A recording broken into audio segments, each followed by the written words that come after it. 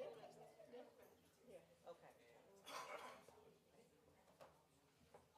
And you know, they, she got a sweet husband, that's all I know. She's pretty nice. Come on, Megan. I don't know if Christy gonna wear that. Chrissy in there. She's fixing it. I'm gonna fix me one to go. Be here to go home. Too. Me too.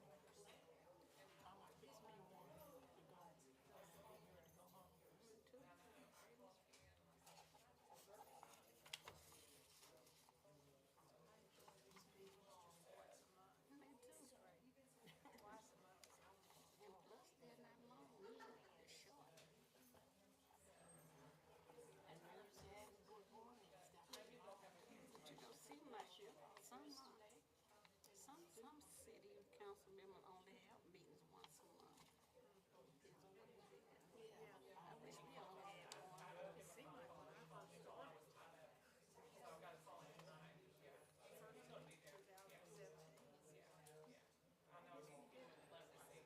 Yeah, we only do it in summer. Yeah.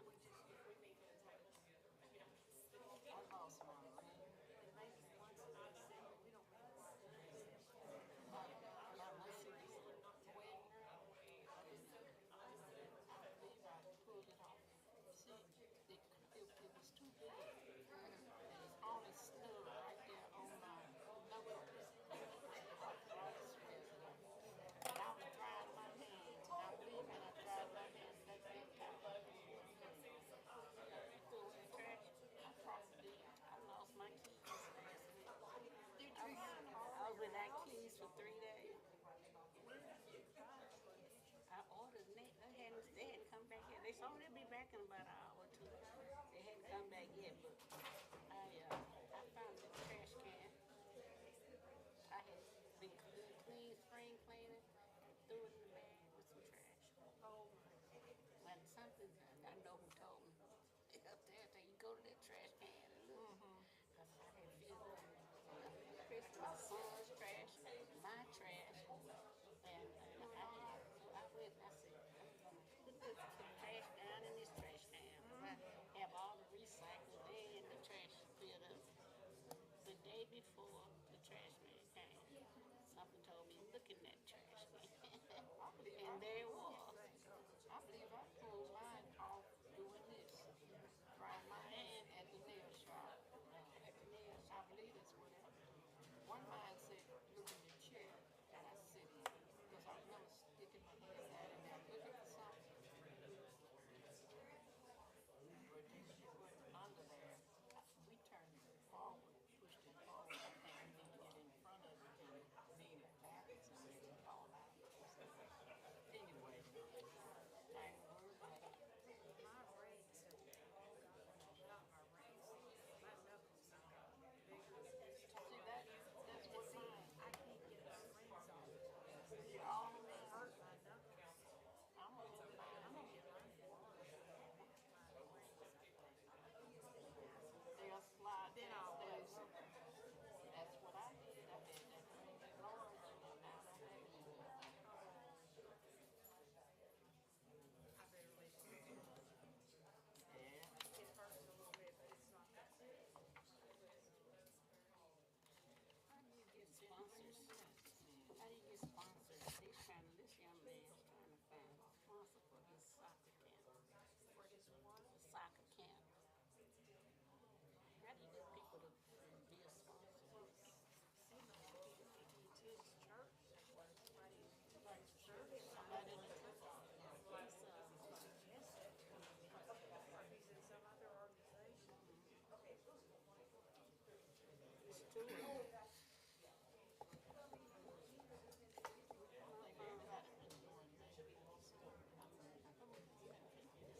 I got your phone on silent. I'm basing on my car. Every Sunday when I go to church, I put it on vibrate silent. And then I miss all kinds of calls.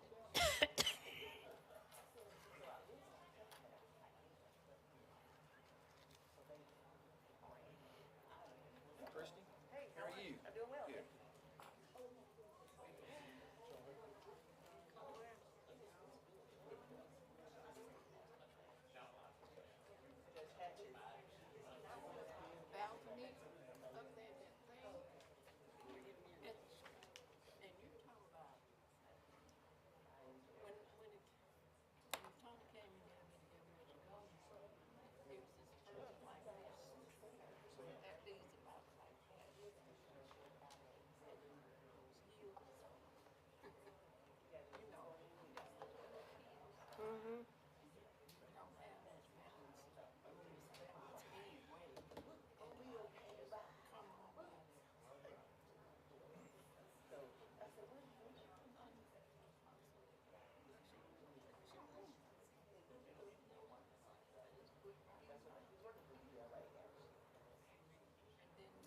call.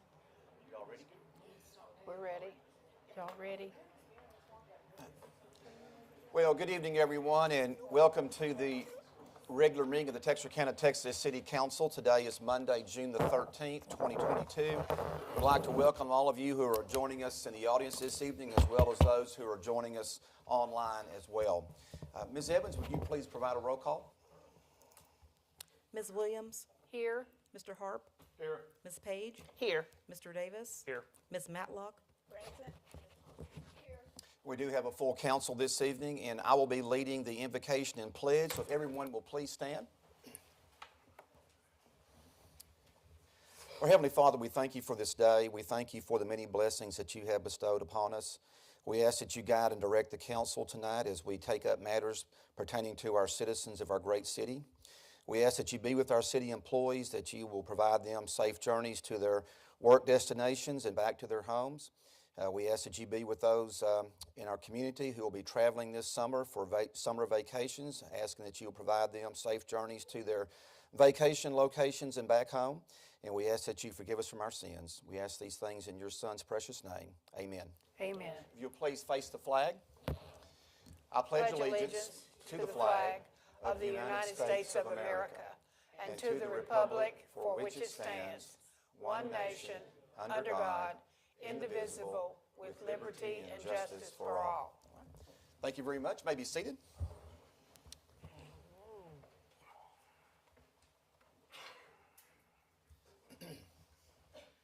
Have some items to go over with everyone this evening as we move about our meeting. We are still working under our summer schedule for council meetings, so our next council meeting will be held on Monday, July the 11th. It will be our only council meeting for the month of July. And then in August, we'll revert back to our 2 meetings per month, and those dates will be August the 8th and August the 22nd, 6 p.m. here in the council chambers. Also, we had the Budget Advisory Committee that met with the council. David may have more information during his remarks. The council met with the Budget Advisory Committee on May the 25th as well as June the 7th. This is an advisory committee that's comprised of representatives from each council member and myself to work on our annual budget. This has been in place for several years, and the Budget Committee has done an outstanding job once again this year, and so I want to commend all of those who are serving on our Budget Advisory Committee for your time and your efforts relating to helping put together the city budget and working in conjunction with our city staff. And I also want to thank the city staff for the great job that they're doing with the Budget Advisory Committee as well. In reference to Parks and Recreation events, during the month of June, on June the 13th, a summer camp begins, and also on June the 13th, the high school softball league begins. That will be at Carr Park, and the summer camp will be held at the Southwest Center. And then on June the 25th and 26th is the FASA softball tournament that will also be held at Carr Park. There is another tournament that will be held during this week. It actually begins on Thursday and will go through Sunday. It's the annual American Legion Baseball Tournament. This year it's being co-hosted by the Texarkana, Texas Bulldogs, Legion team on the Texas side, as well as the Texarkana, Arkansas Legion team, and play will begin at Thursday. There will be 2 divisions. There will be a junior division and a senior division. The junior division will play their games at H.E. Markham Field in Liberty Islo, where Liberty Islo High School plays. And then the senior division, those games will be played at George Dobson Field at Spring Lake Park. And that will be, once again, June the 16th through June the 19th. In reference to events in July, July the 1st to the 4th, the Dixie State Ozone Baseball Tournament will be held at Spring Lake Park. And July 2nd through 5th, the Dixie State 10 and Under Baseball Tournament will be held at Spring Lake Park. For additional information, you can log on to the city's website or call 903-798-3978. At this time, we do have several presentations this evening. And our first presentation will be for a report relating to the recent wine festival that was held on May the 7th. And I believe Gary Gary is here. Gary Gathright is going to provide us with an update on the recent wine festival. And good evening, Gary. We're glad you could be with us this evening. Good evening. Thank you, Mayor and council members. I am Gary Gathright. I'm the operations director for the Twice as Fine Texarkana Wine Festival. I just wanted to take a moment to come before you tonight and thank the city and the Parks and Recreation Department for your continued support of the Wine Festival, which is our primary fundraising event for the year for the Alzheimer's Alliance and Our Place Respite Center here in Texarkana. This year, over 15,000 people attended the festival, netting the Alzheimer's Alliance around $270,000 to operate on and provide the services that we provide.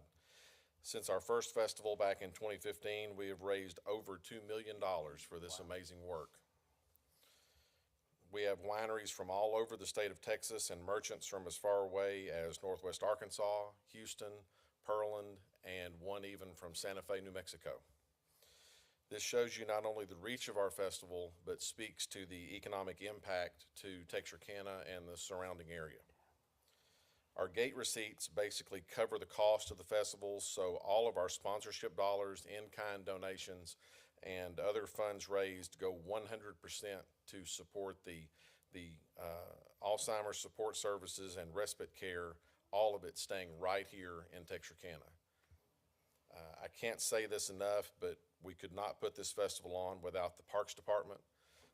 As citizens, we should all count ourselves lucky to have them as part of the city of Texarkana. It's been voted the best charity event in Texarkana, and that is only possible because of the entire team effort that takes place. On behalf of our board, our committee, our volunteers and staff, our director Terry Arnold, and our event chairs Kathy and Mark Van Herpen, we simply wanted to say thank you, and we look forward to seeing everyone Saturday, May 6th, 2023 at Spring Lake Park for our 8th annual Twice as Fine Texarkana Wine Festival. Thank you. Gary, we certainly thank you for that report. The Alzheimer's Alliance is a very, very important organization in our community, providing some very valuable services, and we want to thank you for your work with that organization and for coming this evening and providing the council an update on the reports. We appreciate Thank you very that. much for being Thank here. you, sir. Thank you. At this time, in reference to the Salvation Army of Texarkana, is Captain Gomez is here. Good. Captain, if you'll just please stand over here. I have a few remarks I would like to make. Captain Gomez invited me to be here in the council chambers back on Friday, June the 3rd, in reference to a tradition that I actually was not aware of until this particular event was brought to my attention. And it's in reference to Meet the Donut Lassies. And they brought some donuts too, and they were good. Anyway, let me just provide some brief background about this event and this organization. And then, Captain, if you would please maybe, if you want to provide any additional information and also provide us with an update of what all is going on with the Salvation Army. I know you've got a lot of good things underway. So, yeah, just, okay, and I'll call on you in just a second. It states here the Salvation Army in Chicago celebrated the first National Donut Day in 1938 to help those in need during the Great Depression and to commemorate the work of the Donut Lassies who served donuts to soldiers during World War I. In 1917, the Salvation Army began a mission to provide spiritual and emotional support for U.S. soldiers fighting in France during World War I. About 250 volunteers traveled overseas and set up small huts near the front lines where they could give soldiers clothes, supplies, and of course, baked goods. Despite discovering that serving baked goods would be difficult considering conditions of the huts and the limited rations, two officers, is it ensign? Is that the correct title? E-N-S-I-G-N? Is it ensign? Incident, okay. Yes, sir. Margaret Sheldon, and then A-D-J-U-T-A-N-T. Adjutant. Adjutant. Adjutant Good, Helen there you go. Purveyance. 1 out of 2 is not bad. Those two began frying donuts. These tasty treats boosted morale and won the hearts of many soldiers. Nicknamed Donut Lassies, the women who served donuts to troops are often credited with popularizing the donut in the United States when the troops, nicknamed Doughboys, returned home from war. The donut now serves as a symbol of the comfort that the Salvation Army provides to those in need through its many social service programs. The Salvation Army still serves donuts in addition to warm meals and hydration to those in need during times of disaster. National Donut Day is held annually on the first Friday in June. Don't forget that. And the Salvation Army celebrates the work of the original Donut Lassies by delivering donuts to those in need and to donut lovers across the country.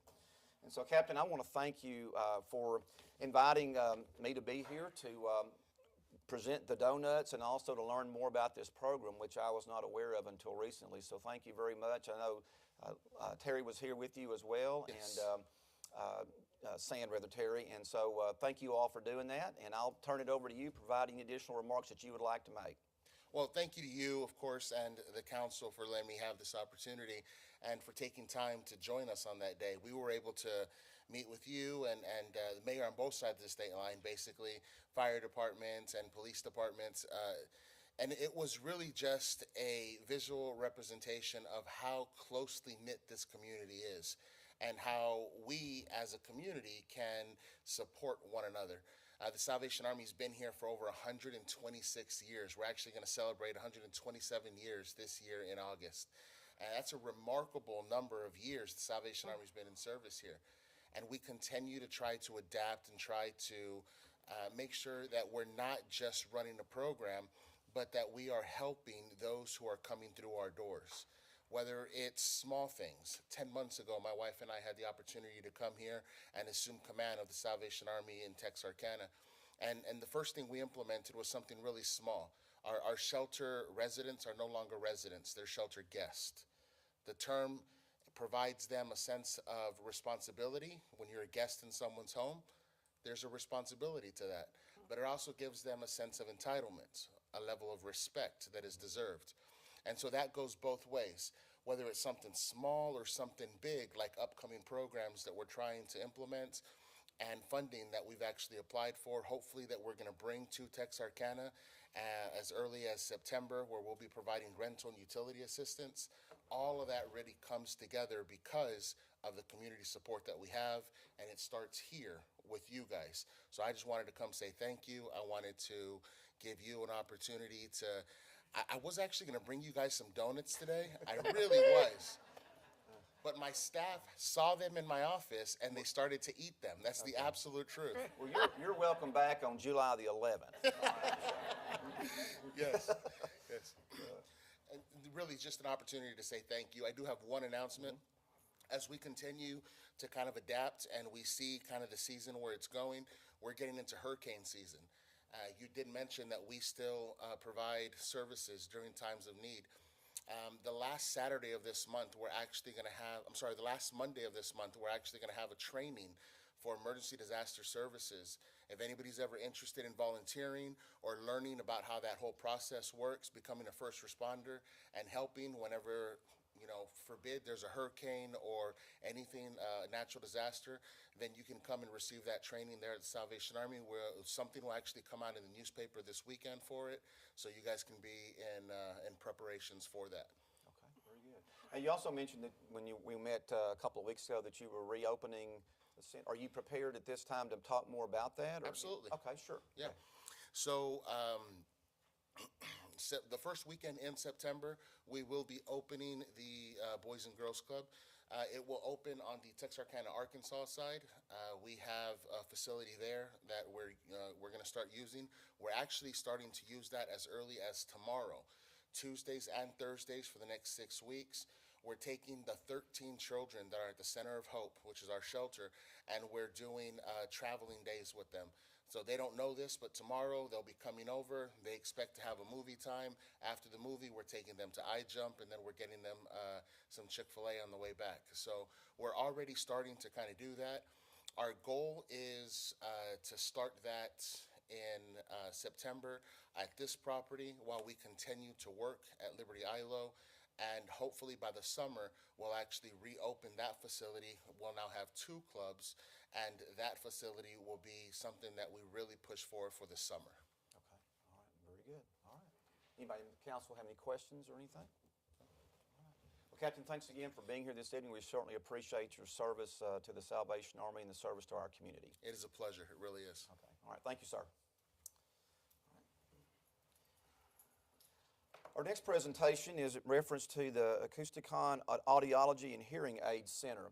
There was an article that appeared in the Texarkana Gazette on Sunday, June the 5th, about a hearing aid center that has been in our downtown area for decades. And recently they closed their business. And so I just want to read a little bit from the article, and we have the representatives here this evening, and I would like to recognize them and also give them an opportunity to share some words with the council if they would like to. And it states here, it's an end of an era on West 3rd Street. Dr. Tom Burns, who has been an audiologist since the mid-1970s, is retiring. He has been at the same downtown location his entire career, fitting people with hearing aids and helping them hear more clearly. Quote, missing the people will be the hardest part about retirement, those relationships you make along the way, end quote, Dr. Burns was commented or quoted as saying. Dr. Burns started working for his father at the Acousticon Audiology and Hearing Aid Center while still in college. He later earned a master's and doctorate degrees while working full-time. In 1948, Tom's grandfather, Andrew L. Burns, and father, A.L. Burns, the late A.L. Burns, saw an ad for a hearing aid office in Little Rock, and it sparked their idea of opening an office in Texarkana. After 12 years of renting office space in the former Texarkana National Bank building, they purchased their own building in 1960 at 214 West 3rd Street, which is a stone's throw away from the Hotel Grimm that we're so excited about these days. When he was in high school, Burns worked at Wadley Hospital as an orderly and had aspirations of entering the healthcare profession. A struggle with chemistry one semester in college had him rethinking his decision, so he turned to his father for advice. Fathers always give good advice. My dad invited me to work that summer in the hearing aid office to see what I thought about it, and I guess it stuck. So Burns graduated from Baylor University with a Bachelor of Science, and realizing the hearing aid industry was shifting to the field of audiology, he began working toward a Master of Science in Audiology in the summer of 1979. He traveled back and forth to Commerce, Texas for Saturday classes, finished his master's degree in 1983, and 16 years later had the opportunity to pursue a doctorate in audiology through the University of Florida's distance learning program. And there have also been 2 ladies who have been by his side and before him, actually, and those ladies are Norma Broomfield and Betty Waldrop.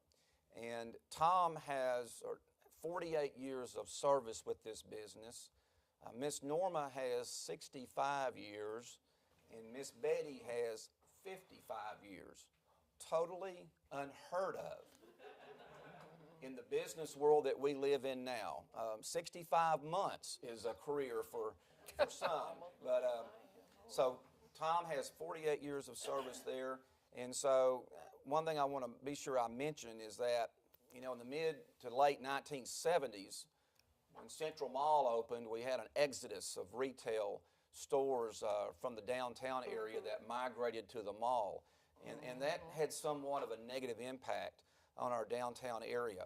But this particular business remained downtown for those many, many years until very recently. So I would like to ask Dr. Tom Burns and Norma Broomfield and Betty Waldrop if you all would please come forward. And I'm certainly not trying to put anyone on the spot, but if you would just like to share, some memories with us. Maybe special things that you saw at the Hotel Grimm or whatever in the downtown area. Just kind of reflecting back on your history working in downtown Texarkana and also working in this particular business. So if y'all could stand by in front of the microphone, because we want to make sure we have your words recorded. Norma Okay? actually came to work for us as a DE student, Texas High, Really? and worked half a day as our bookkeeper and took over. And then Betty was a patient, and my grandfather hired her. She was in one day, and my grandfather said, "Can you type?" She said, "Yes." So she's been working ever since. But it's, Told me to go to the typewriter. Can you type? And took me at the typewriter. And I said, "I type." And said, "You're hired." but I couldn't have done it of my career without these two ladies. They just, when you're the low man on the totem pole at 48 years, Yeah, yeah. but, Still working on your seniority, right? I am. But thank you for recognizing us. We appreciate it. I kind of got mixed up on the 65 years. I didn't know I was supposed to retire at 65. I thought I had to work 65 years before I could retire. But it's been a pleasure. I love that family from the day I started working for them, and I loved our customers. They were just like family to us. That's what we're going to miss the most. Yeah, Yes. absolutely. Yes. So, and as a disclaimer, Dr. Burns' wife Brenda is my first cousin, so I want to make sure I had that entered in the record as well. First cousin on my mother's side of the family. She's originally from Camden, Arkansas. So, anything else? I know that you all have family this evening. Would you like to recognize your family members who are here? And if you could stand right in front of the microphone so that we can hear you when you speak. Yes, ma'am. I introduced my husband of 69 years, Frank Waldrop. My oldest son, Wesley, and his wife, Patsy. My next oldest son is Roger Waldrop, and his daughter, Katie, with her two children, Anna and Crip. Did I miss somebody? Oh, my daughter Sharon and her two children, Kagan and Devin. Y'all stand up. Okay. All right, just keep standing, okay? This is my family. This is your family. All my family, except Roger's wife and daughter Courtney are in New Braunfels on a meeting over there. They're not here. That's Roger's wife. And you've been married 69 years? We've been married 69 years. We will be celebrating our 70th December the 22nd of this year. And Betty is 90. And I'm 90 years old. 90 years old. And you're 90 years old. Yes, sir. Wow. Uh-huh. Hope I can walk up the stairs when I'm 90 years old. So, But I have thoroughly enjoyed working with Tom and Norma. We're just like family, and I just love them very dearly. I'm gonna miss. yes, ma'am. Okay. All right. Well, I'm of course Norma, and I'm 83. I'm young, but Tom just liked a few years. I started in September of 1956, and Tom turned 3 in October of that same year. And I was not fortunate enough to have any children, but I got a number of nieces and nephews. I was from a family of 10 kids, and this is my niece Kathy. She moved up here during the pandemic from Houston to work out of my house. And then I have a niece, Darlene and Steve Graham. I got a lot of others, but they didn't get to come. So. Okay. But it's just unimaginable what we're going. I'm kind of getting lonesome, Betty. Tom? And I have two of my sisters here. I have my oldest sister, Andy Kirby, with her husband, William. And I have my youngest sister, Sarah Langford, with her husband Kurt. And I got a text a while ago that my sister Pam is live streaming from Raza, New Mexico. Well, very good. Oh, So very they're good. watching. So, Good. All right. Well, I'm going to, let's give them a round of applause. and my wife. And I have been married to your cousin 44 years this next year. You better make sure you know that she was here too, so that's all I'm gonna say. Aunt Margie would be upset. All right, so I'm gonna step down for just a second, and what I wanna do is present to each one of you one of our city lapel pins, which reflects the seal of our city, which established in 1873. And this pin is presented to citizens in the community for distinguished service. It's also worn by myself and the council members and the city staff. And this is just a small token of our appreciation to you all for your many, many, many years of dedicated service, serving customers, and also serving customers in downtown Texarkana, which is so extremely important. So, Texarkana. yeah, so thank you all very much. I'll step down and present you your pins, and then we'll move on.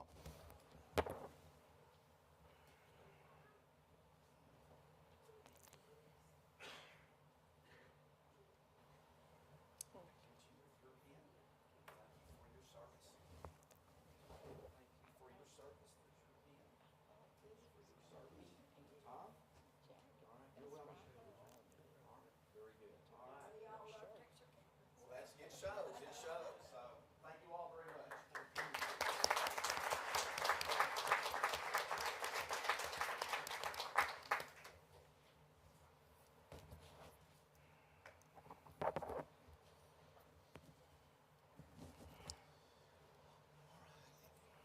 At this time, I would like to present a proclamation.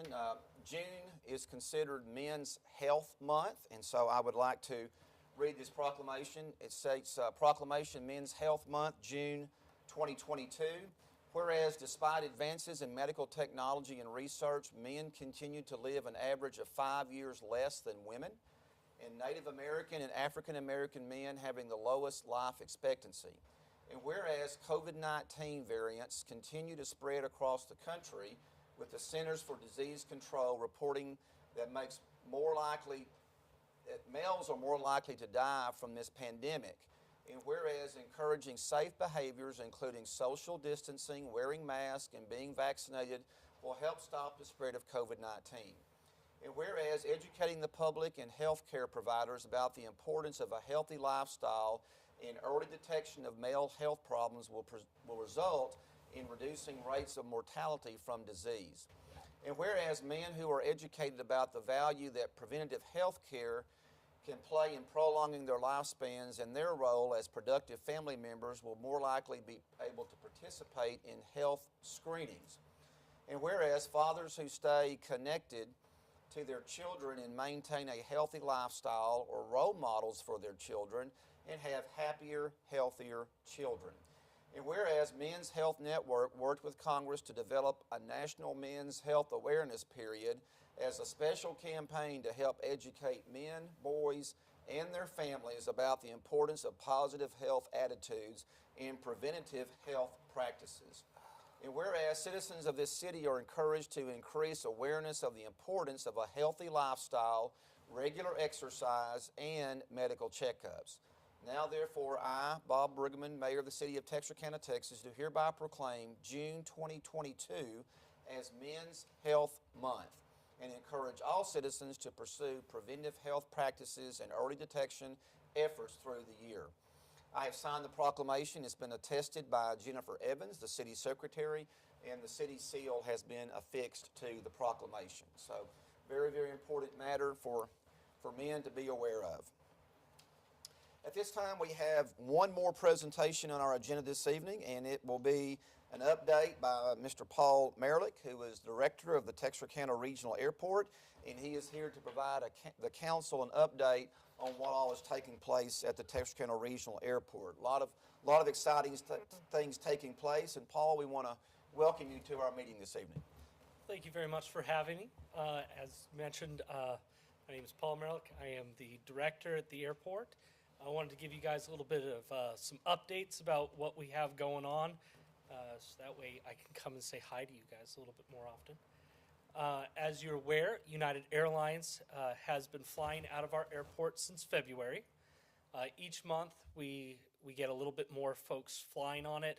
This last month, the aircraft, what we refer to as load factor, which is just the percentage of how full it is, ended up being 46% across the month. We're still shooting for about 60% full. June has better numbers already. We're expecting that to come in about 50%, and then July is going to be about mid-50s, so maybe just underneath that 60%.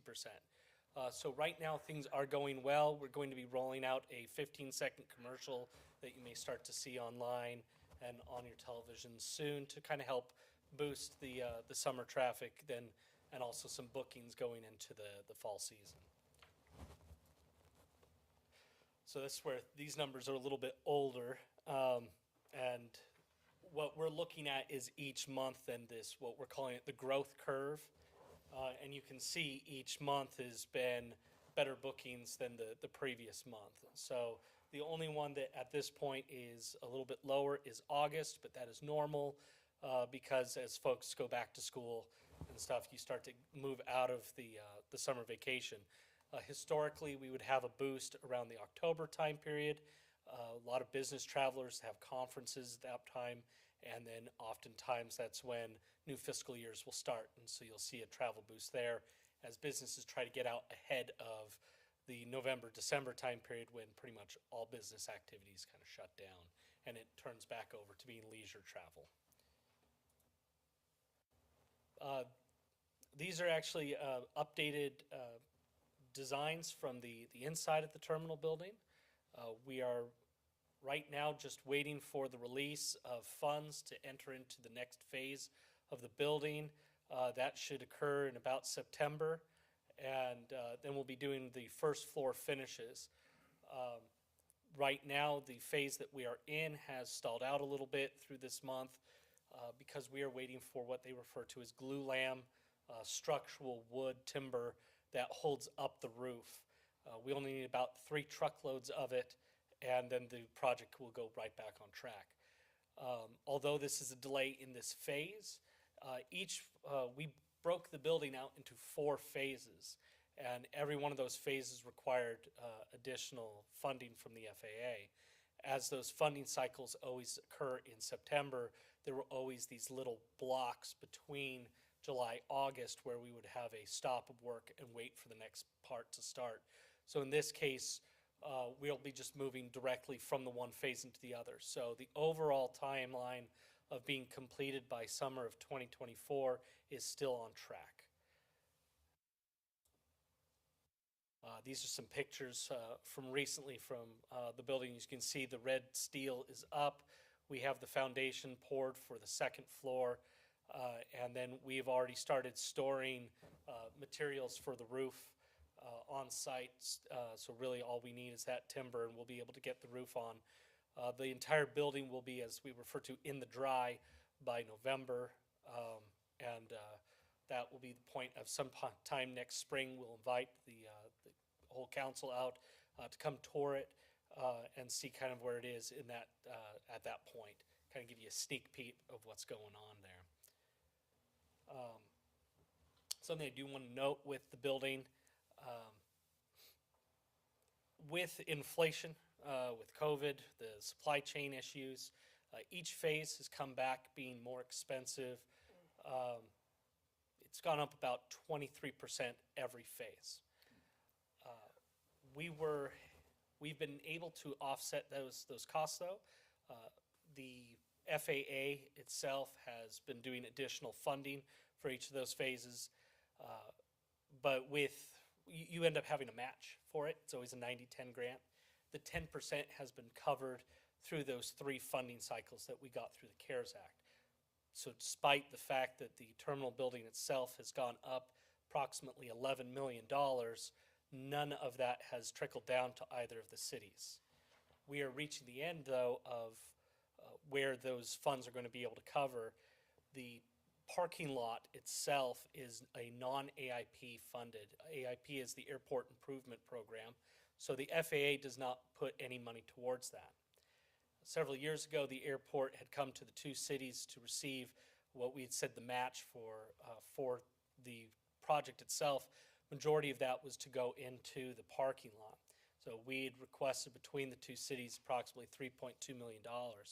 At this point, we have received updated numbers that the parking lot is going to be approximately $8.5 million. As this is a substantial amount more, we are looking at working in solar panels, solar shades. That way we can access additional grant funding from the Department of Energy. The Arkansas State has additional funds where they have a loan that we'll be looking into. It's a $2.5 million loan at a 0.04% that we can then pay back over a 10-year period. Big part of this is we want to make sure that we can access additional grant funding opportunities, but also if we have to spend anything more on the parking lot, we want to be able to use that to offset costs of running the building. We realize that through this time, as everybody has seen, utilities have gone up as well, and we want to make sure that the operational costs of the building can be taken down. So if we have to have an additional cost here, it's to offset it and make that more cost-effective for the community. We at this point are working on those finalized numbers, and when we do, I will come back to the two cities. We are trying to find every opportunity where the two states can put in funding first, so that way if we do have to come back, we would only have to ask for one time. But I wanted to make sure that you were aware of that. We recently received a grant of $815,000. The match for that is going to be covered by Arkansas State. This is going to allow us to do a 20-year master plan for the airport, and we will be looking at things such as lengthening the runway, adding in a landing instrument approach landing system on the fore end of the runway where I-49 currently goes, and also strengthening the runway to be able to hold cargo aircraft. So this will then allow us to access federal funding for those projects. As part of that, we will have community input to make sure that as the airport grows, that we are taking into account where we need to grow for general aviation, for the airlines, and then as we bring in cargo or maintenance, that we are meeting the needs of the community, seeing as the community is truly the owners of this airport. And then we will also be working with the cities to do the outlook of how much these programs should cost. Granted, as it's 20 years, a lot of those estimates, you will update them throughout the years, but we want to make sure that the two cities also have buy-in from these projects to make sure that we're well aware of what we need to do to make the airport grow. We are working right now on some real estate development opportunities. Later this evening, we'll be talking to you about purchasing 8 acres on the south side of the airport. We are doing that to gain access to property that is along the new taxiway that we constructed for the terminal building. We are also working in conjunction with the Chamber of Commerce to obtain some of the Chamber's property along there, which would then create a spot that would be highly marketable to try to bring in a company that can bring jobs to the community. We are also going to be looking at attracting low-cost carriers. We'll begin that process probably next year. We wanted to give a little bit of breathing room to United. We don't want to have too many routes start up until they can kind of get on their feet, but we will be looking at that because we understand that low-cost carriers will open up opportunities to people who many times cannot afford to travel on those legacy carriers. And then, as I mentioned, our primary goal is to, when we are done with the terminal building, immediately move into a 500-foot extension of the runway to bring it up to 7,100 feet. This would allow for aircraft such as 757s, which is predominantly used in cargo, to be able to utilize our airport. We are also going to be working at integrating this table essentially into our website. What we have been doing is going around to the local community Lions clubs, Rotary clubs, Kiwanis, to explain to the community that when side by side compared, even when other airports such as DFW or Love Field have cheaper airline ticket costs on face value, the fact that you have to travel, the hours that takes, the time that you have to spend in their parking for pay ends up adding up where it ends up being more expensive than flying from our airport. So we're trying to make sure that the community knows that we are there and that we are the more affordable option. And in many cases, we have been recently more affordable than Shreveport, and so we are starting to market down there to bring people up. These efforts have proved to be successful. Right before Memorial Weekend, our parking lot was completely full, and we ended up having to come up with methods to allow for spillover. That is the first time that that's ever happened. We didn't even have that happen pre-pandemic. And then so far, our parking numbers have been showing stronger that if we were to maintain these numbers through the remainder of this year, we may end up with more parking revenue than we did in 2019. So these are all things showing that the airport is recovering much faster than we anticipated, and by next year we would be able to declare fully that we are not only recovered from the pandemic, but that we have grown from the pandemic as well. And then if there was any questions. Any questions for Paul? Well, I'm glad to hear you say that you're going to incorporate this data on your website, because this is what opened my eyes the most whenever I was reviewing our agenda. And believe it or not, in around 2002, I actually had to do this same analysis for a class for Texas A&M Texarkana, and came up with the same information, that once you start allowing for mileage and time spent, flying out of Texarkana is definitely going to be the best. And so I think if we could get more of our businesses here in town to understand that, I think that your 40, 50, 60% is reasonable. And in fact, beyond just the travel, the fact that we have two airlines right now has driven down the cost of tickets. American Airlines has been very successful. Their aircraft have been on some days 98% full. And that's because as they compete with each other, that helps keep those prices down. So we certainly want to keep both of them here so we can continue to benefit from that. Well, there doesn't appear to be any end in sight with high gasoline prices. They probably will keep going higher. And so people that drive to Dallas or elsewhere is a tremendous expense now for fuel to drive to Dallas and back. So it even makes it a little more inconvenient. So. And we do occasionally hear that question of, won't that end up affecting the airlines as well?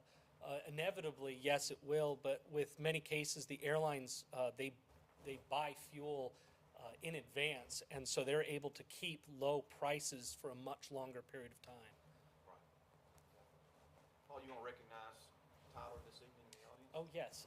I have with me today my real estate manager, Tyler Brown. He's the one who makes sure that everything is prepared. Like he creates the leases and everything, so he does the hard work, and then I get to go up and take all the credit for it. It's very nice. Well, Tyler's one of those guys that grew up in Texarkana. He left here like so many do, moved to Florida, and fortunately came back home to work and live at home, and we thank you for doing that, Tyler. And we hope that you're an encouragement to others who have followed that same path to get them back home and get them a good job and keep them in the community. So thank you for doing that. Okay, Paul, thank you for the continued great work that you're doing and the board. Y'all are doing some great work at the airport and a lot of exciting things taking place. And keep up the good work. Thank you. Okay, at this time we'll move along to our open forum comments from the public. If there is anyone in the audience who would like to address the council, turn back on. If there's anyone in the audience who would like to address the council this evening, you will have up to 5 minutes to speak on any topic. If you do want to address the council, I ask that you please complete one of these gold sheets that can be found on the rack on the wall by the door. And I do have one sheet that was filled out this evening, or has been filled out this evening, and it's by Ann Nicholas, who would like to address the council in reference to ballpark for Bill Atchison. And Ann, if you'll please come forward, and you can stand here behind the podium at the microphone. And then if you'll please state your name for the record, then we'll be more than happy to listen to your comments, and thank you for being here this evening. Thank you. My name is Ann Nicholas, and Mayor Brueggemann and members of the council. I'm here to request that the Department of Parks and Recreation consider making a recommendation to the council, and that the council would consider making a positive, an affirmation on that recommendation to name a ball field at Spring Lake Park for my late father, Bill Atchison. Let me give you just a moment's worth of biographical information. He was born in 1930 in the Cotton Belt Hospital, graduate of North Heights High School, where he excelled in the one sport that they had at the time, which was basketball. But if you ask him what he played, he would always say left out. And he worked for the Parks and Recreation Department as an older teen. So that's kind of neat. He attended and was graduated from Ouachita Baptist University, commissioned as a second lieutenant, left pretty quickly after graduation for Korea. He served in Korea. He was a participant, boots on the ground, at the prisoner exchange in Panmunjom. Came back to Texarkana, went to work for the Postal Service, where he was a carrier, both for the city and for the rural areas, and passed away in 2003. But tonight, it's all about baseball. All right, so I'd like to read, if you don't mind, something when I was encouraging people that did play ball, and my father was their umpire. This is what I sent to them to sort of remind them, and I think some of you may have gotten some letters, some calls, and I do have some supporters here, which when I get finished, I'll ask them to stand and wave. But let me just present this to you, if I might. Bill Atchison. As a young man, Bill played semi-professional baseball for the Texarkana Bears. He umpired for more than 30 years in Little League Baseball, American Legion Baseball, high school and junior college divisions baseball. He also umpired girls slow pitch softball. His dedicated team of umpires included Bill Neely, Tommy Sonny Downs, Willie Van Zant, Jimmy Jones, and Durwood Merrill. He and my mother met at the baseball field at Spring Lake Park in 1949, and I still have the baseball that he gave her that night. We three children grew up there, cutting our teeth on the fence behind home plate and spilling blue snow cones on our rompers.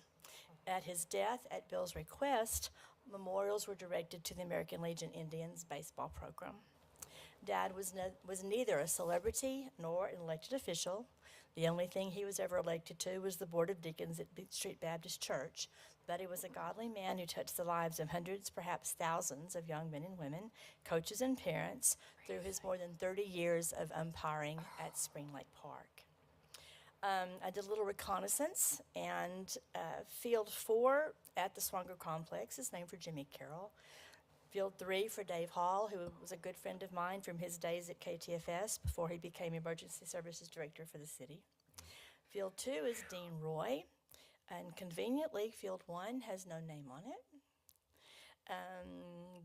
The field where they actually met, my parents met, it's called Monty, and then there's George Dobson Field, of course, and interestingly, to me at least, Uncle George was the best man at my parents' wedding. So it's all kind of interwoven, as lots of things in Texarkana are. That is my request, and so I would ask you to consider that as that recommendation, if and when, and as that recommendation comes to you. My supporters here this evening, just so you will know, George Steenborg is here, Amy Friedman, my best friend, Danny Nicholson, okay, Pat McReynolds, Josh Morris. So if you guys will wave. And do you, members of the council, have any questions that you would like to present to me? Mayor? Well, thank you, Ann, very much for being here. I do remember your dad umpiring some of my games when I played Little League Baseball by being a mail carrier delivering the U.S. mail. I do remember distinctively he drove a red Jeep Scout, Right. and what caught my attention is that the steering wheel was on the passenger side, which made it great for mail delivery. Exactly. Because it made it Right. easy to reach the mailbox. But I do remember that about your dad, and I don't remember any calls he missed, so that's good. I I'm remember reminded of the calls they think I missed, but I remember the very first time ever being assertive as a child. I must have been all of 6 or 7, and I was sitting in the stands as we did, and the gentleman behind me was being very ungentlemanly towards my father, who was umpiring behind home plate. And I remember as a child standing up and turning around and putting my hands on my hips and explaining to him that he was not to do that to my father. So. good. All right. Well, thank you, Ann. Thank you very much for being here. Thank you very much, All and right. thank you, We will members of the council. Take this Thank under you. consideration. Thank you so much. And I'm sorry, I'm going to go back to my classes. Okay. All right. Yeah. Ann's a local dance instructor at Judith McCarty, so thank you once again, and also those who are joining her this evening, thank you for your attendance as well. All right. Is there anyone else who would like to address the council this evening? Okay. Judge, good to see you this evening. Thank you for coming. I have a dozen words. Okay. All right. Okay. I don't have to form, but I have a dozen words. Okay. All right. I think that's a perfectly lovely idea. That's not a dozen words. Okay. All right. Okay. Thank you, Judge. All right. Okay. At this time, we'll move along to our appointments to boards and commissions. I do have something that I'd like to read before we make any appointments, in case there are some this evening. It states the city is actively seeking citizen participation and volunteerism for boards, commissions, and committees. Service on a city board, commission, or committee is the perfect way to focus on community needs, serve fellow citizens, support the city council, and stay informed about key issues affecting the community. I encourage residents to consider applying from the airport board to the University Plan Development District. The recommendations provided by many of our resident board and commissioners are a very important part of the local government process. Anyone interested is invited to apply for a position, and for more information, you can visit the city's website to learn more about those opportunities. So are there any appointments to any boards or commissions or committees this evening?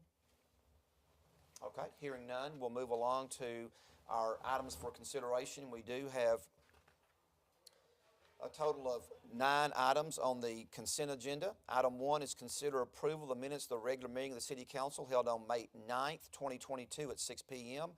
Item 2, consider approval of the minutes of the budget workshop meeting of the City Council held on May 25th, 2022 at 10 a.m. And consider approval of the minutes of the budget workshop meeting of the City Council held on June 7th, 2022 at 10 a.m. Item 4 is resolution number 2022-047, approving an interlocal fiber optic network agreement with Texarkana College. Item 5, resolution number 2022-049, approving recommended revisions to the employee handbook involving the use of technology. Item 6, resolution number 2022-050, authorizing the city manager to execute a 5-year contract with Axon Enterprise Incorporated of Scottsdale, Arizona, in a total amount not to exceed $497,879.20 and an annual amount not to exceed $99,575.84, with funds budgeted in the Public Safety Equipment Fund, Fund 108, and the Fleet Capital Replacement Fund, Fund 704, to provide fleet and body camera hardware and software. Bless you. Item 7, resolution number 2022-052, authorizing the city manager to execute a contract with Smith Ready Mix Incorporated of Texarkana, Texas, in an amount not to exceed $474,251.70, with funds available in the fiscal year 2022 Street Maintenance General Fund to supply concrete materials used in the construction and maintenance of streets, alleys, bridges, and storm drains. Item number 8, resolution number 2022-057, ratifying the memorandum of understanding with the Caddo Nation. Item number 9 is ordinance number 2022-063, amending Chapter 12, Section 12-3, Subdivision 4 of the Code of Ordinances to establish the Sullivan Performing Arts Center located at 3941 Summerhill Road as the single polling location for City Election Precinct 4, Ward 4. And unless a council member would like to pull one or more items for further consideration, I will accept a motion to approve the consent agenda. We have a motion by Councilmember Hart. We have a second by Councilmember Page. All those in favor say aye. Aye. Opposed, no.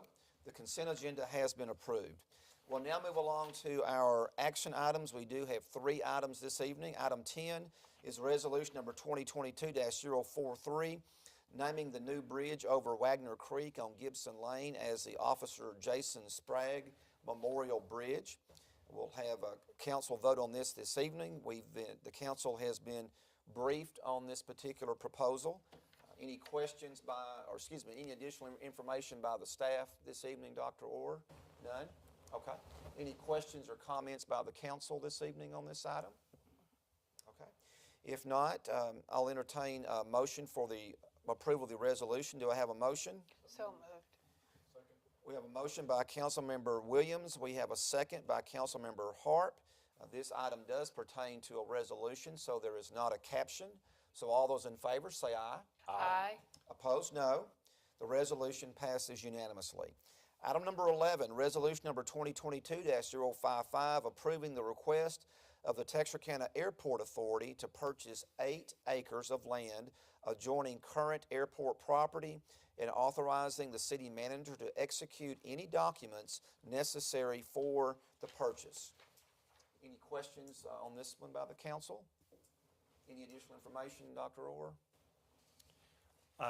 We have no additional information unless you have questions, and Paul and his team are here as well.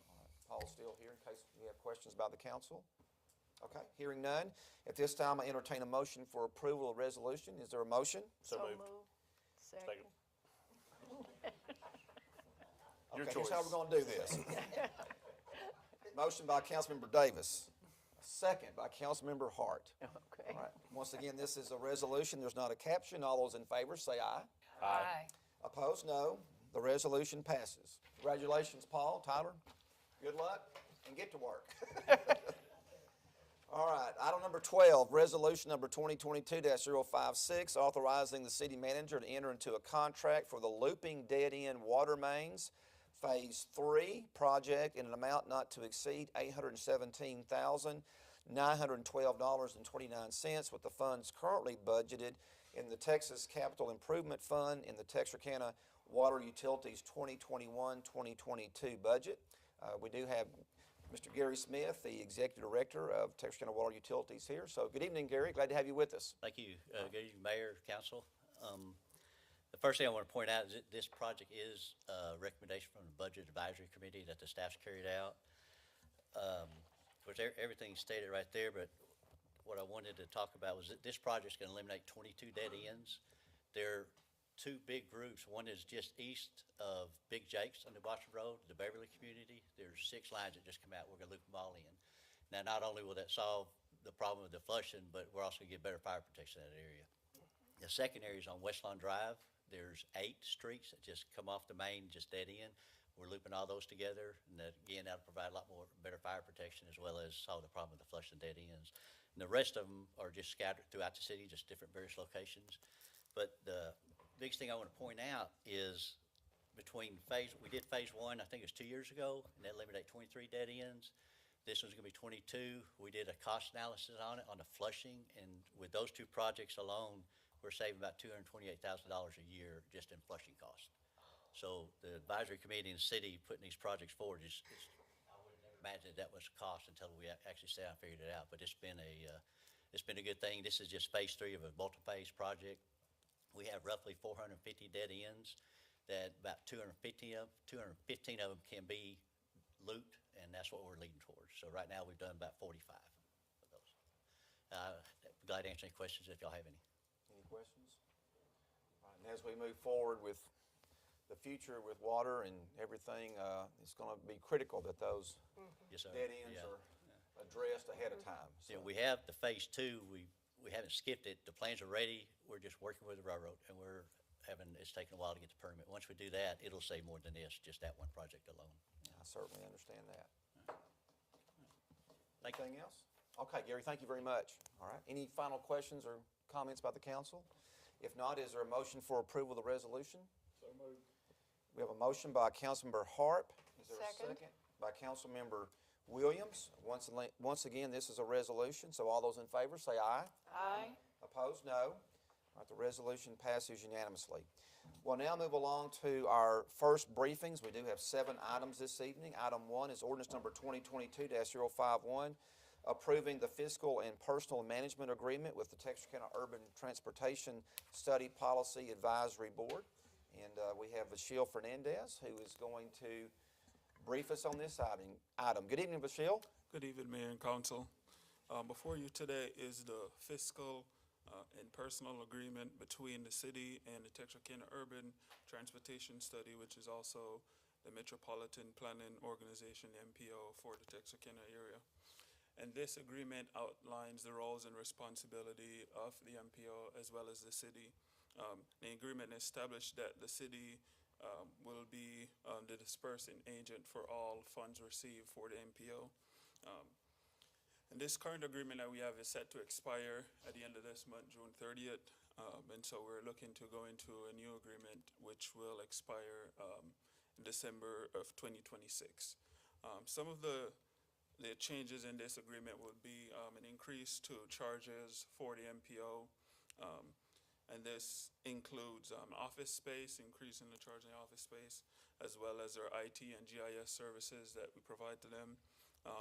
And also the financial services, financial and accounting services that we provide.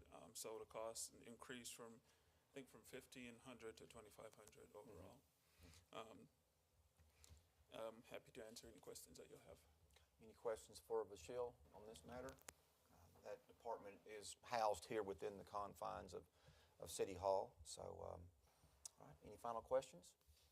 All right, and we'll take action on this item at our next meeting in July, on July the 11th. Okay, Vachille, thank you very much. Thank you. All right. Item number 2, you got item 2 as well? Yes. Okay, item 2 is resolution number 2022-054, adopting the Community Development Block Grant 2022 Program Year Annual Action Plan and authorizing the city manager to submit said action plan to the U.S. Department of Housing and Urban Development. We'll have a public hearing as well as council consideration on this item at our next meeting on July the 11th. Vachille? Yes, thank you. So the U.S. Department of Housing and Urban Development has provided the city with community development block grant funds, and the city must adopt the CDBG annual action plan that we will present to HUD, but this must be done prior to the use of these funds. And before you, I have a presentation, and so we put together a draft of the annual action plan, which went out yesterday for public comments, and it will remain for public comments until our next council meeting, which is on July 11th. And so we're encouraging the public to review the draft and submit any comments they have to the city, and I will show some information on how to do that. But the publication went out to the Texarkana Gazette as well as Amigo News, and is also on our website and other media pages. And as I mentioned before, people can submit their comments. We can bring them in person. And we have the address for where to bring them and who to specifically. Those go to staff in the Planning and Community Development Department, Ms. Betsy Freeman. And she'll look at those comments and make the adjustments to the annual action plan. And this goes over a little bit of the budget. I'll go a little bit more in detail. But this is our proposed budget for our CDBG funds.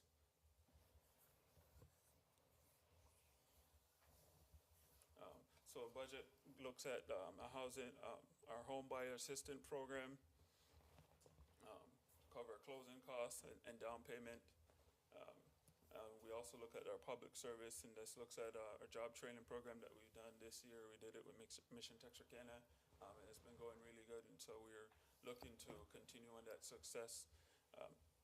We also look at some of the youth programs that we're working through our neighborhood associations to provide those. So we're working with the Amachi group in the Beverly neighborhood, as well as we're working with the Rose Hill Neighborhood Association and the Scholars Program to use some of those funds to do some programs in that neighborhood as well.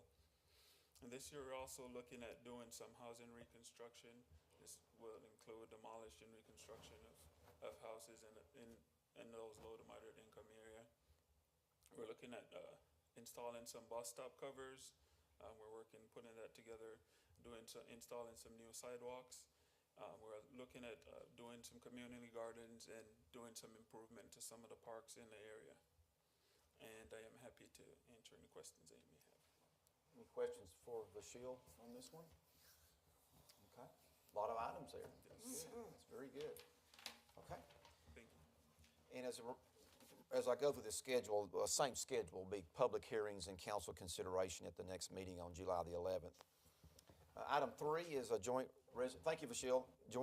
Item 3 is Joint Resolution 2022-058, authorizing the city manager in conjunction with Texarkana, Arkansas, to reach an agreement with Bird Rides Incorporated to launch a pilot scooter program in Texarkana, USA. David, is this one yours? Yes. Okay. I'm filling in for Lisa tonight. Okay. So just a quick update on Bird Scooters. So they were founded in 2017 as a micro-mobility company. They've expanded their services since then to 5 continents, 25 countries, and 400 cities, including Little Rock, Arkansas, McAlester, Oklahoma, Canyon, Texas, Little Elm, Texas, Russellville, Arkansas, and Beaumont.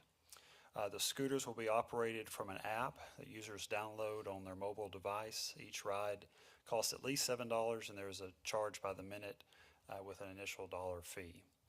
Bird is proposing to launch between 100 and 200 scooters in Texarkana. Again, this is a joint venture between Texarkana, Texas, and Texarkana, Arkansas, beginning in late July or early August. For each ride, the city will receive 10 cents from Bird, and that covers the maintenance costs. There is a local operator that will be hired as part of the program that's separate from the city to pick up the bikes, to put them back where they're supposed to be.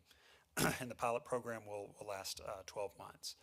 On the call as well, we have on Zoom Mike Butler with Bird Scooters if you have any additional questions, and I'll be glad to answer any questions at this time as well. Mr. Butler, thank you for joining us this evening.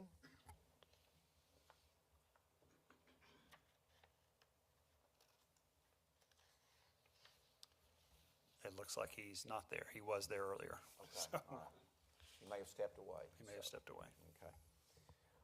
Any questions so where will be this one going to be at the museum system? Is the main, the central location? Or? So there's not exactly a central location for these scooters, and at first we looked at just downtown as a pilot, but Bird is requesting to use the entire city. Okay. And so we've also notified, on our side, I've notified Texas A&M, Texarkana, and TC to see their interest in the program. These scooters can be, through a GPS, they can be geo-fenced or shut off in certain locations. So that's kind of what the pilot program is meant to do, is if there are problem areas, if they're left on the side of the road in certain areas, we can shut off that particular corridor. And so that's why that both cities agreed to just a one-year pilot program to see how it goes. And again, there is a local operator that will be hired that goes to pick up the scooters and place them back in different locations. But they will be downtown and throughout the city as part of the pilot program. Electric power? Yes. Yes, these are. If they're abandoned, like, is there a time frame as far as, I know in other cities they left them and then they said, hey, we don't want this here because they're abandoned and they stay there for a week or however long. Yes, so we had that discussion with Bird, and so their typical response time is within 24 to 48 hours, and that's where that local operator comes in to pick them up. And so we did request not only a local operator contact that the city will have for those issues, but also to a Bird representative that's above them. So if the issue needs to be escalated to corporate, then we can do that. But again, that's kind of part of the pilot, is to see, can they deliver? Will they not be abandoned and left, in a ditch somewhere, as an example? Because we had some of those same concerns.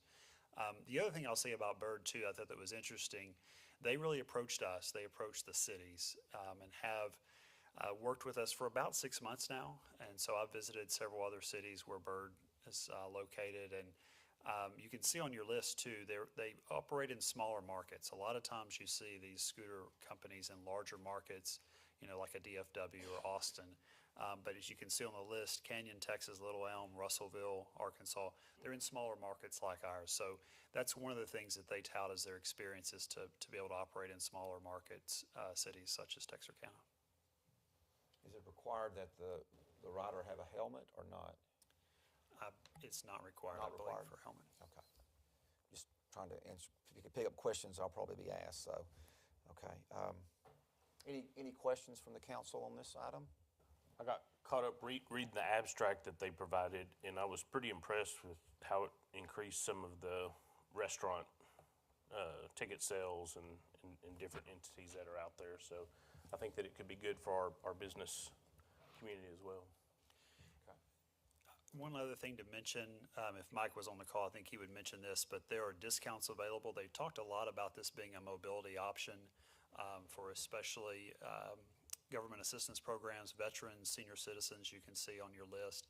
So they do offer discounts. So that is the initial fee of $1, but that is discounted for different entities. So that's also kind of a benefit that if you have a SNAP or WIC card, that it is a discounted ride compared to just your resident. Councilmember Page, did you have a question? I think that, I mean, I think you answered it. I'm just leery of like where they'll be, like laying in the yard or on the side of the road, back out, and I mean, they're just in the street, yeah, and that kind of thing. Yeah. That's my only concern, because they can go anywhere. The radius is how far? I want to say city limits. So, yeah, we have no, and we can do that. I mean, we can work on geofencing. If y'all have some concerned areas, we can bring that feedback. That's part of the conversation tonight. If you have some areas you want to send to us, you say, this is not preferred area that we can look at. But again, we kind of looked at this as a pilot to start the conversation, and it can be geofence. So essentially what the geofence works is if anyone enters that area, and let's just say as an example at Summerhill Road, then the scooter shuts off automatically. Right, so if the And kids so- ride them and they ride them to school, or. So that was kind of the give and take behind, if you're going to use it as a truly, mobility option where people can go to the grocery store or go to different places, then Bird advocates not to restrict the areas if possible. But if there are problem areas that we need to address, we can certainly do that through this agreement. So these scooters have like baskets or anything on them for carrying Put things? groceries or. I don't think they have baskets. I Okay. think you I just didn't- I have to wouldn't be think, but yeah. very innovative in how you carry Have you? things. So Mike is actually, That's why I knew they were left, I know, like, yes, again, in other areas were like, no, these can't be here. But, yeah. They only use them like in the downtown areas and like in Houston and Dallas. You have to leave them in that area, anywhere in that area, you just put them there. I see. Okay. Well, you had a good pilot project, so we'll see how it goes. All right. Item number 4 is ordinance number 2022-059, granting amendment to PD-32 office for site plan approval on a .1469 acre tract of land on the west portion of a .9 acre tract of land, Lot 5, Wellsford subdivision, located at 3118 Norton Street. David Boudreau, owner, Joe Gordy, agent. Michelle, good evening. And evening. Michelle Daniel will brief us on this item. Good evening, Michelle. Good evening, Mayor, and good evening, Council. So this is a request for site plan approval on a 0.1469 acre tract of land located at 3118 Norton Street, and the property is currently vacant land. The adjacent zoning is general retail to the north, single family to the south, east, and west, and adjacent land use is parking to the north and vacant land south, east, and west. The future land use map designates this property as neighborhood residential, and the site plan consists of construction of a new 200-foot self-supported telecommunications tower within an 80-foot by 80-foot area of the larger parcel. Access will be from Norton Street. There will be no signage, and fencing will be around the telecommunications compound lease area. Staff and Planning and Zoning did recommend for approval of this site plan, and I'll be happy to answer any questions. Any questions from Michelle on this item? Ms. Matlock? Is this the property directly behind the old pharmacy? Yes, Yes. ma'am. Kind of right behind the radio station there too, right? They have two small radio towers there already. They've been there since the station's been there, but right there in that area.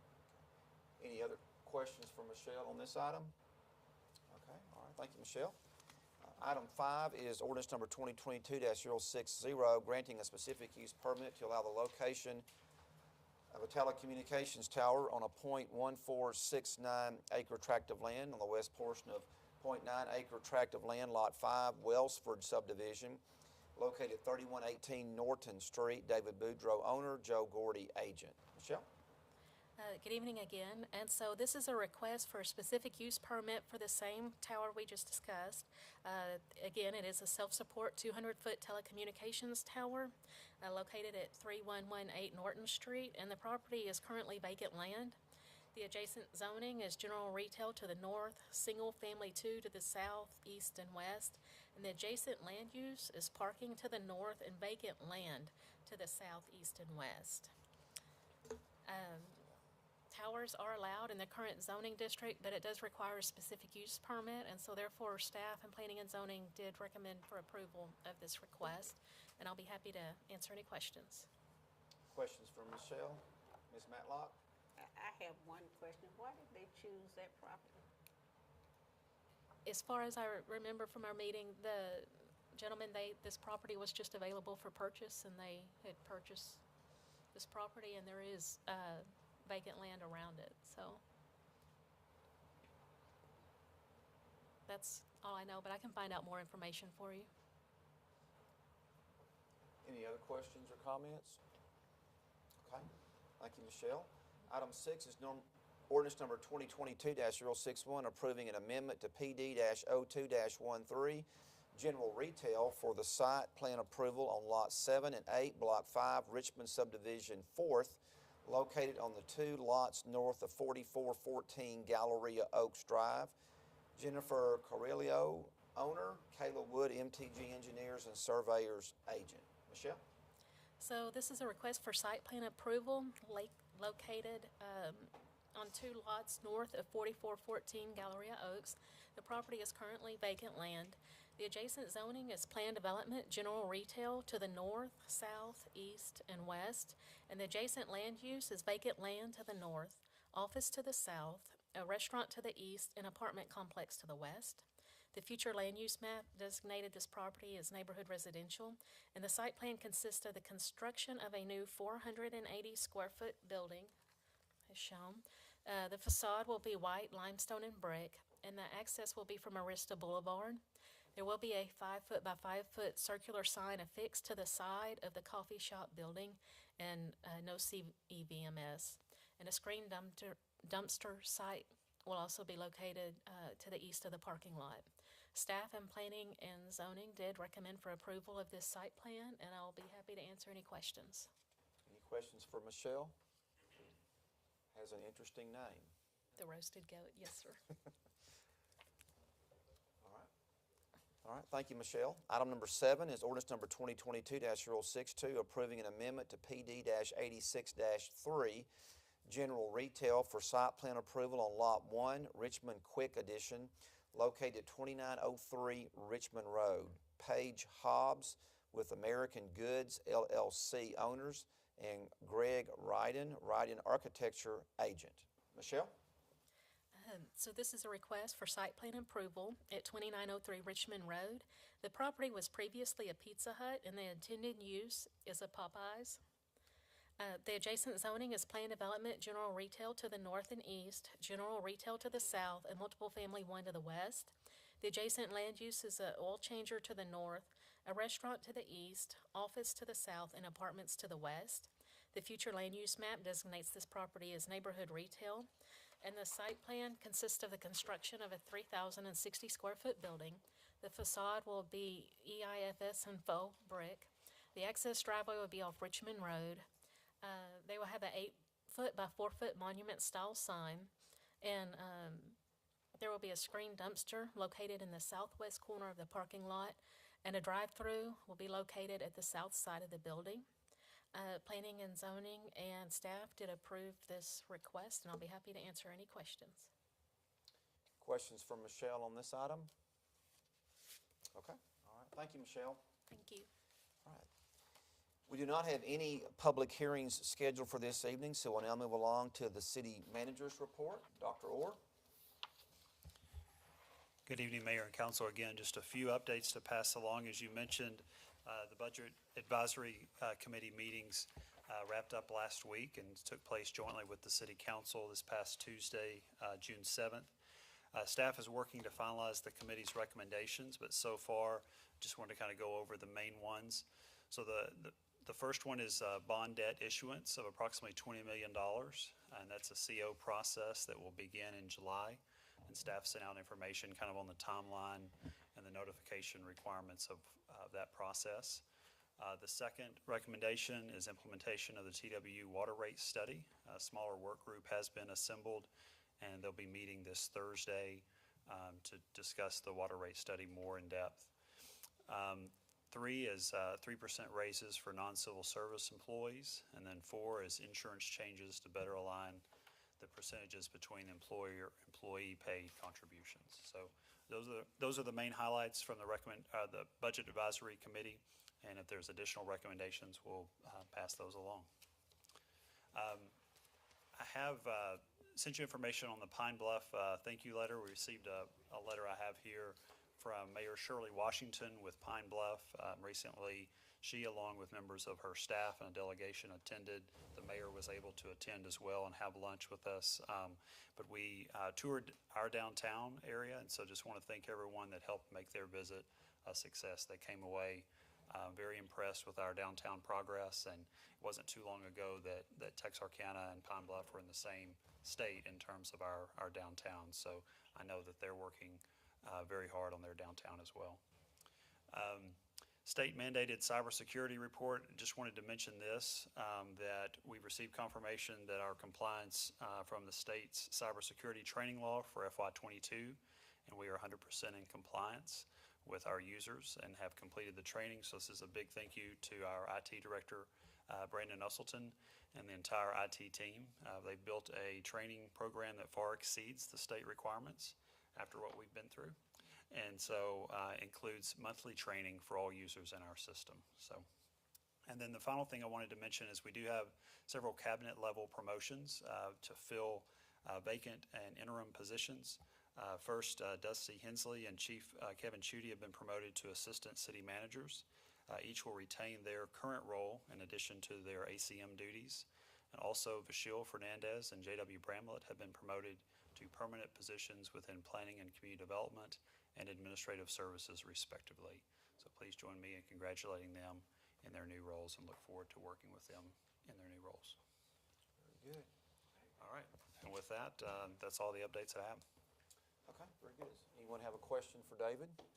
I just wanted to mention I dropped by the health and wellness fair that the city put on this past week, and I was thoroughly impressed by the number of vendors that came out to support it, and was able to talk with some of the city employees, and they definitely were appreciative of all of that information being available. So good job to all those that helped put that together. Certainly pass that along. Very good.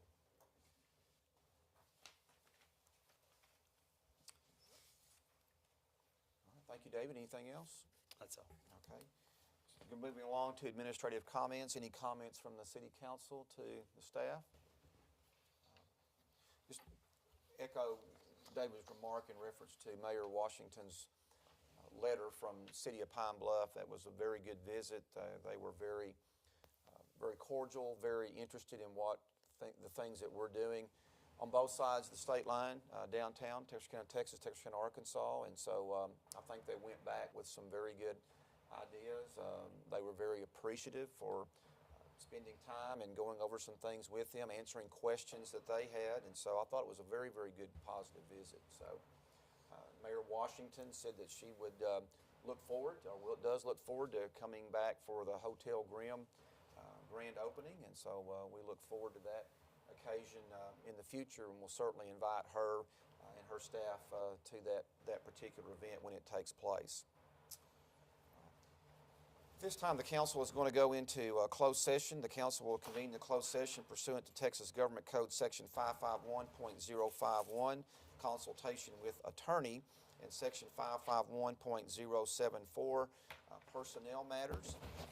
Do we anticipate any action to be taken, Mr. Lewis, or just reconvening in open session to adjourn the meeting? Okay, very good.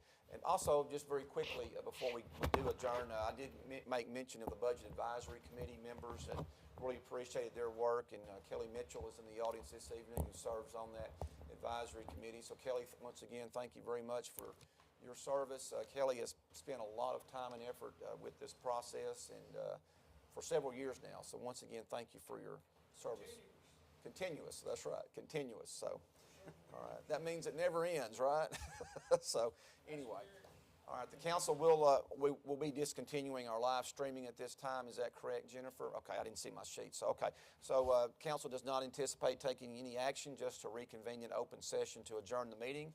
So, once again, thank you all very much for joining us this evening, and certainly hope that you enjoy the rest of your evening.